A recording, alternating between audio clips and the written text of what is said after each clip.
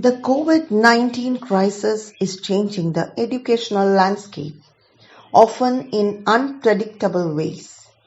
It's tough to know exactly what the upcoming school year will look like. But by keeping up on current trends in educational sphere, you can return to school next year informed, whether you are in a classroom or teaching at a distance. Here we are to discuss top educational trends and issues that you should keep an eye on and consider researching for your classroom. The educational trends that may have a helpful place in your classroom are self-care. Due to the COVID-19 pandemic and other world events, teachers and families may all be more overwhelmed than ever. This year, as schools move to online learning and teachers scramble to adjust their curriculum, many teachers, students, and parents gained new appreciation for the value of self-care. It's sure that taking care of your overall health and well-being will be essential for students, teachers, parents alike. By including assignments that help students manage stress and make time for your own self-care as a teacher. Blended learning. Blended learning is a school or classroom structure in which students learn partially from direct teacher instruction and partially in more self-directed activities. This mixture might be perfect if students are learning from both school and from home next year. Genius R. Genius R is a fairly new educational technique that allows students to work on self-paced and self-chosen projects for an hour each day. This encourages students to practice their creativity and independent thinking skills, and they can also develop a genuine love of learning. This will improve student engagement in classrooms. Genius spaces may be a trend to keep tabs on.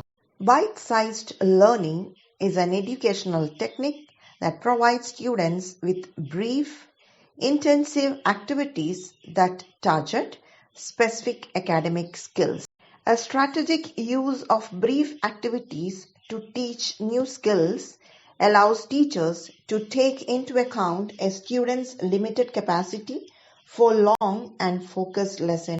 This technique can still be useful for making the most of time spent in social emotional learning continues to be an important buzzword. When teachers take time to nurture both a student's educational and social emotional development, academic progress improves and classroom behavioral issues diminish. Experiential learning is the process of learning by doing.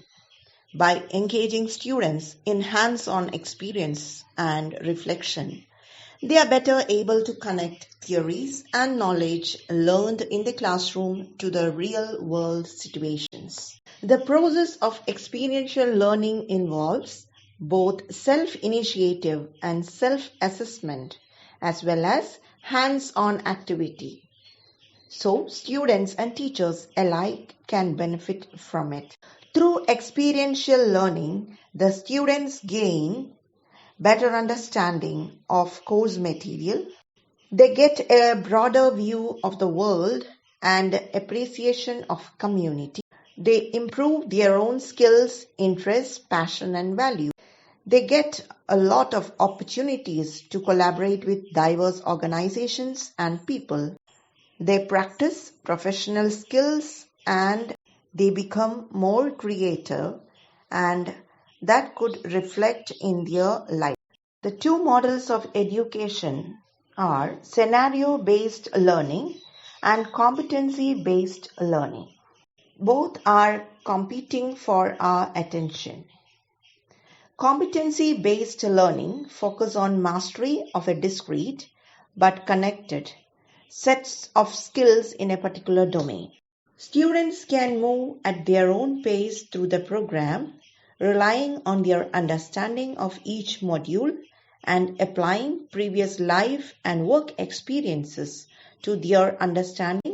Competency-based training becomes significant enough to be a mandated part in teacher training.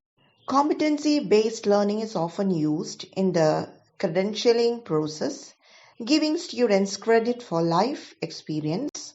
Scenario-based learning, also known as stimulation-based learning or problem-based learning, guides students through a series of scenarios to teach them both practical skills and analytical. Gamification. The concept of gamification in learning is the addition of game-like mechanics to non-game ideas and practices. The word gamification was actually coined by an English programmer, Nick Pilling, in 2004. Everyone loves games. Albert Einstein himself indicated they are the most elevated form of investigation. He knew games are avenues for something deeper and more meaningful than a childish waste of time. Games promote tutored learning, or in other words, learning that occurs in groups of practice during immersive experiences. Playing games are the first method children use to explore high-order thinking skills associated with creating, evaluating, analyzing, and applying new knowledge. Games have many elements that make them powerful vehicles for human learning. Many games promote communication, cooperation, and even competition amongst players. Some of the most immersive games have a rich narrative that spawns creativity and imagination in its players.